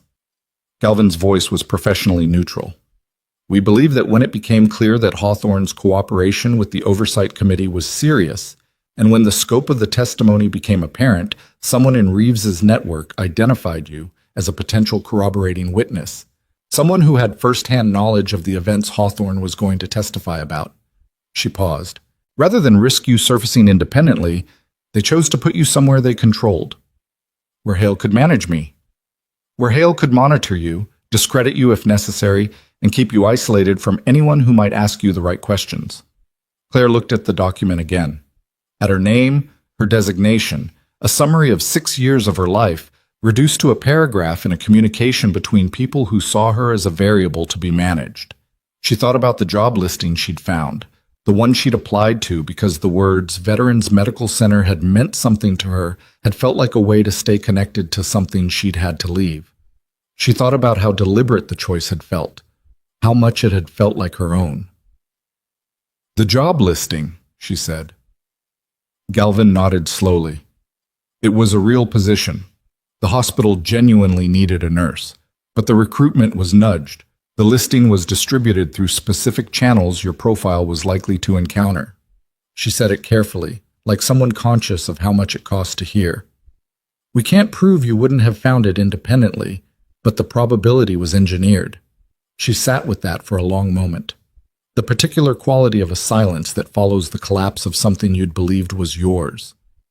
Then she said, It didn't work. Galvin looked at her. They put me somewhere they thought they could contain me, she said. And instead, I was the one who called the arrhythmia, who came back in when the alarms went off, who walked your operator through the building's vulnerabilities, who moved the general when the window was being breached.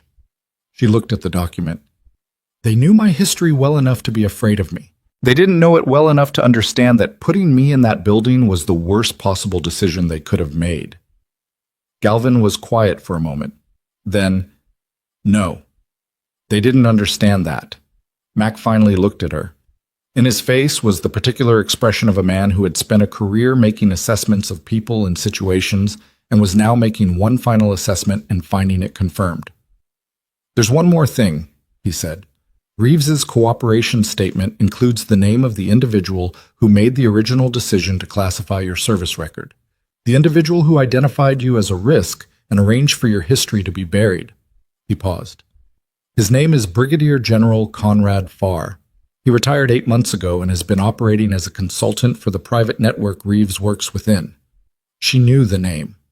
She'd known it the way you know names that appear in briefings you're not supposed to ask questions about, peripherally, without full context, as a shape in the background of other information. "He made the call to classify my record," she said, "to protect himself. Your after-action account, if it had been part of the official record, would have corroborated details about the building that would have raised questions about how the mission was authorized and who signed off on the operational parameters." Mac's voice was even and precise. "Questions that lead directly to Farr. He classified me to keep himself covered. And when Hawthorne's testimony threatened to reopen the same questions through a different door, Farr's people moved to contain both of you." He looked at her steadily. "He's being taken into custody tonight. Federal charges. The arraignment is tomorrow, same docket as Hale." She looked at the document in the folder for the last time.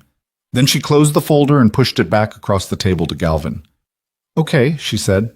Galvin looked at her, waiting for more. "Okay," Claire said again. What do you need from me?" "Was." What they needed took 3 hours and produced 47 pages of formal statement that Pruitt and Galvin built together with Claire at the table, going through the operational history that her sealed record contained, and that she now recounted in full, for the first time, in a room where it would be documented and preserved and used. She'd told parts of it before, to debrief officers, to site clearance reviewers who'd never known the complete picture, but never all of it, never in sequence, never with the explicit understanding that it was going to become part of a public record. It was different than she'd expected. Not easier, not harder, different. Like the difference between carrying something in a bag you never open and setting it on a table in good light and actually looking at what's there. She described the building. She described the 4 men she'd found in the lower level and the 3 hours before extraction and the decisions she'd made in that time, some of which she still thought were correct, and one of which she wasn't sure about and said so, because Pruitt had asked for her honest account and not the polished version. She described coming home and being told her record would be classified for operational security reasons that were explained to her in language designed to sound permanent.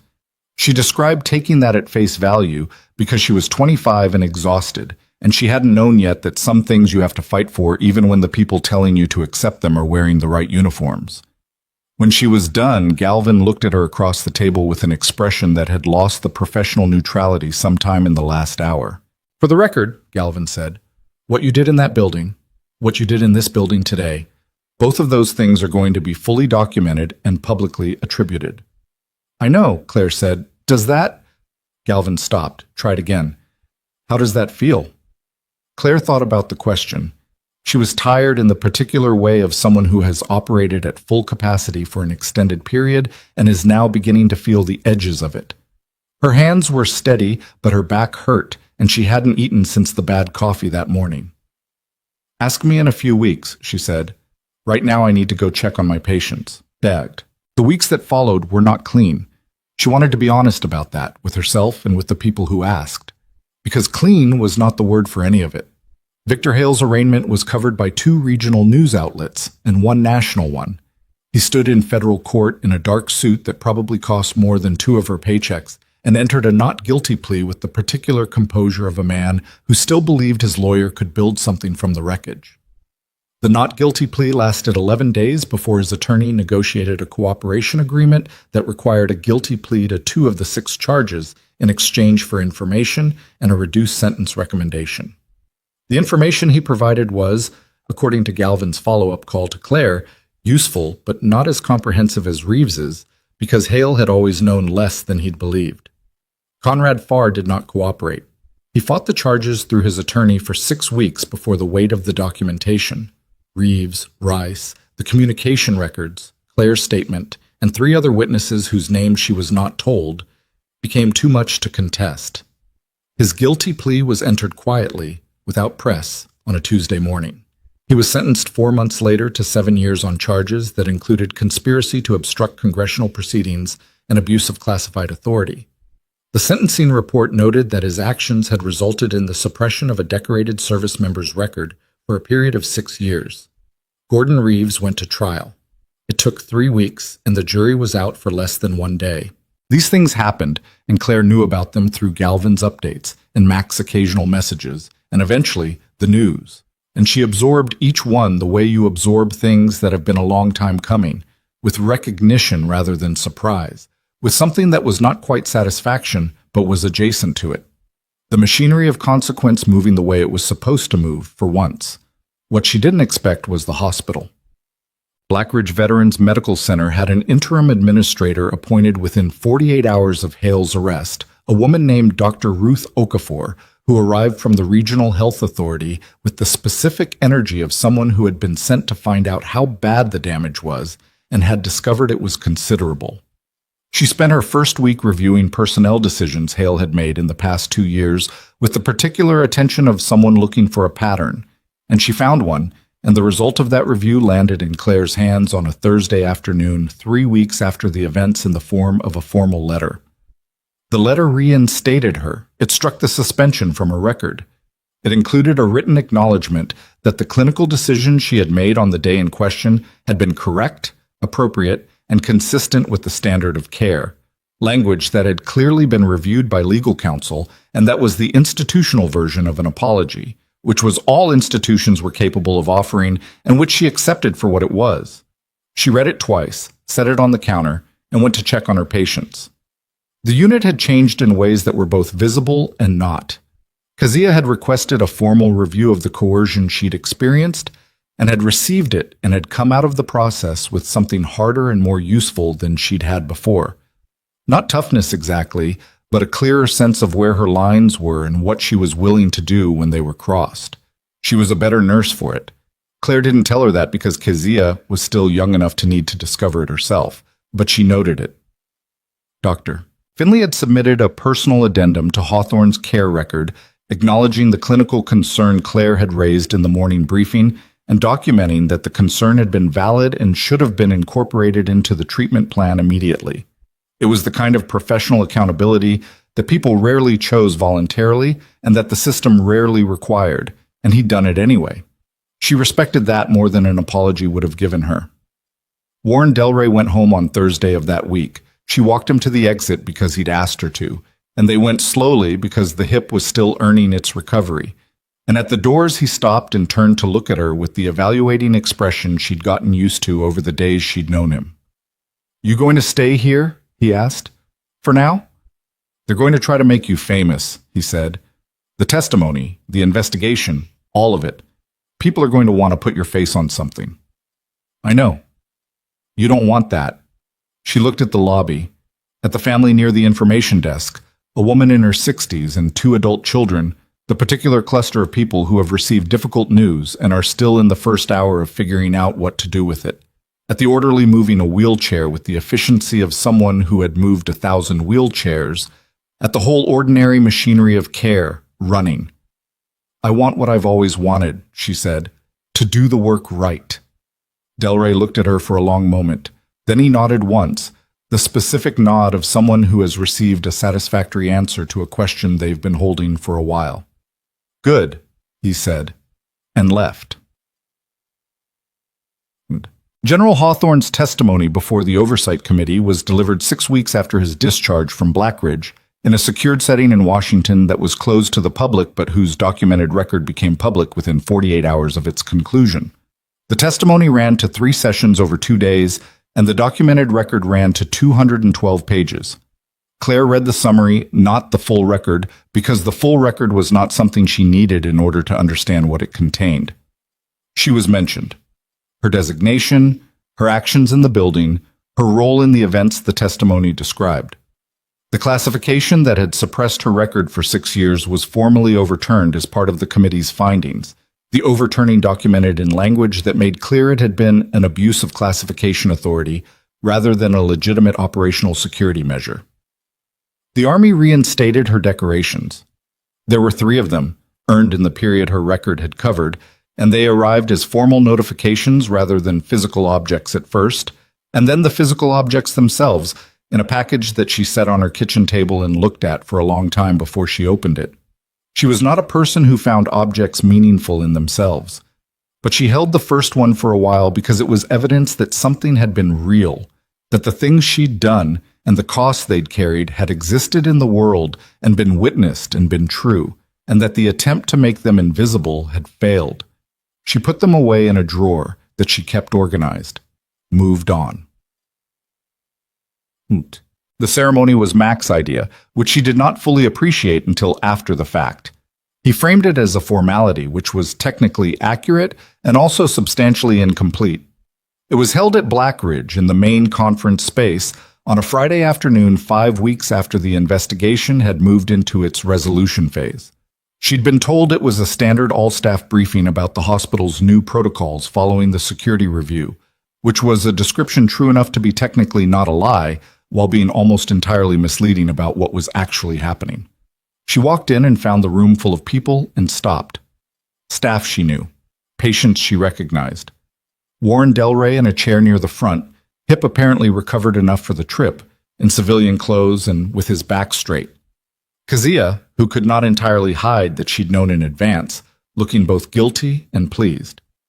Finley standing near the back in the way of someone not entirely sure he'd been right to come and having come anyway. Mac was at the front of the room in dress uniform, which she had never seen him in before, and which reconfigured the familiar geography of his face in a way she needed a moment to adjust to. Beside him stood a figure she recognized from photographs and news coverage and the kind of reputation that precedes people into rooms. General Nathaniel Hawthorne, in uniform, no longer a man reduced by fever and monitoring leads, but something closer to the man his record described. Still carrying the evidence of the recent illness in his coloring and the slight deliberateness of his movement, but upright, present, and looking at her with an expression she had no category for. She stood in the doorway for a moment longer than was comfortable. Then she walked in, because what else do you do? Mac gave the formal account. He was brief and precise about it, which she was grateful for. The facts without the narration, the record without the performance. He read from her reinstated service file. He named the specific actions.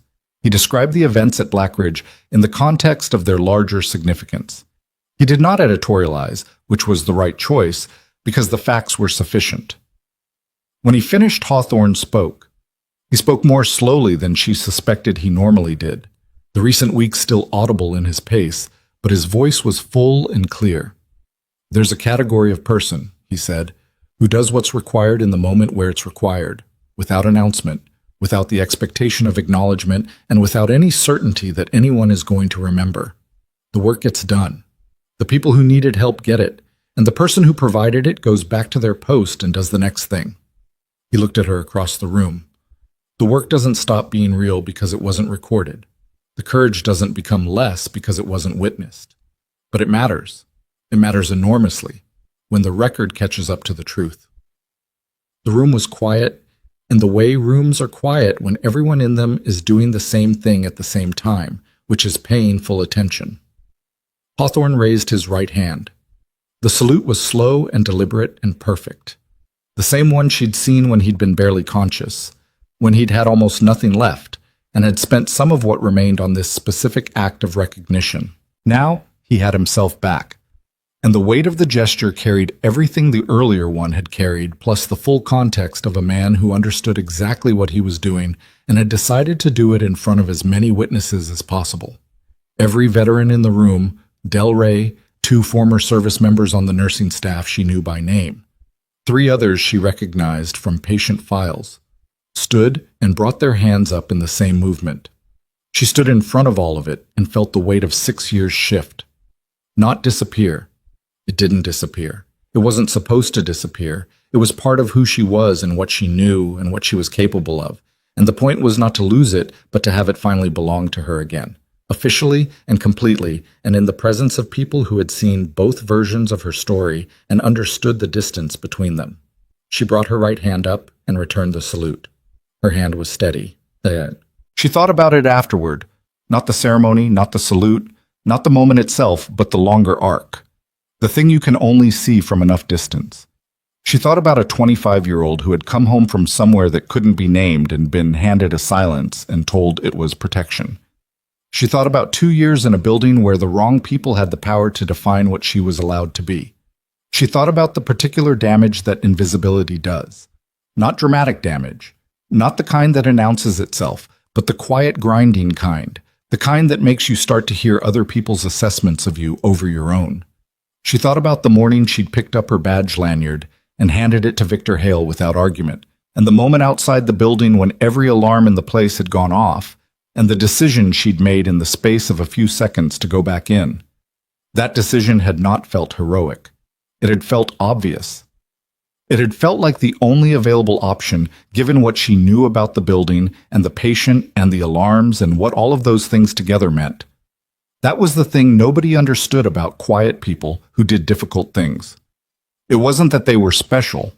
It was that they had specific knowledge and specific skills and a clear-eyed reading of what the situation required. And they acted on that reading because the alternative was to let something preventable happen. The act looks like courage from the outside. From the inside, it looks like doing the math and not flinching from the answer. What she understood now, what the 6 years of silence and the 2 years of invisibility and the 1 day of everything at once had given her, was that the math had always added up the same way, every time. The answer was always to do the work. Show up, stay. The people who tried to stop you were counting on you not knowing that, counting on the silence to make you doubt what you knew, counting on the dismissal to make you smaller than the problem you could see clearly, and they couldn't. It almost worked. That was the part she sat with. Almost. She clocked in at 6 the next morning. Bad coffee, styrofoam cup. The East Corridor, same as always. The nursing station where Keziah was finishing the overnight handoff notes. And Keziah looked up when she came in and said, "Good morning," in the voice of someone for whom those words now carried more than their ordinary meaning. "Good morning," Claire said. She checked the board. 12 patients, 3 new overnight admissions, 2 discharges pending. Bed 9 had a family in the waiting room who'd been there since midnight. Bed 3 had a new central line that needed a check. She picked up the first chart. The work didn't wait, and she didn't need it to. She was exactly where she was supposed to be, doing exactly what she was meant to do, and for the first time in a long time, the record agreed. There's something worth saying about the Claire Bennetts of the world, the ones who carry the weight quietly, who do the work without the announcement, who know things that the people above them refuse to hear. They are not rare. They are in every hospital, every unit, every shift. They are the ones who catch what gets missed, who stay when others leave, who make the call nobody else was willing to make, and then go back to their station without waiting to be thanked. The system is very good at making those people invisible. It has tools for this: suspension, dismissal, classification, the casual cruelty of being publicly disbelieved in a room full of colleagues. It uses those tools not because the people it silences are wrong, but precisely because they are right. And being right is inconvenient to people whose position depends on the version of events they've constructed. What the system is not good at accounting for is the moment when the alarms go off, because that's when quiet people stop being invisible. That's when the specific knowledge and the steady hands and the 2 years of learning every supply cabinet and every electrical panel and every way in and out of a building become the most important things in the room. That's when the person everyone overlooked turns out to be the person the situation was always going to require. You cannot silence your way to safety. You cannot bury what is true. You can delay the reckoning and redirect the light and put the wrong person in charge of the wrong room. But the math doesn't change. The patient is still in the bed. The alarm is still going off. And the person who knows what to do is still, against all administrative effort to the contrary, right there. Don't let anyone convince you that quiet means small. Don't let anyone convince you that invisible means gone. The work you do in the spaces where nobody's watching is still real work. The things you know are still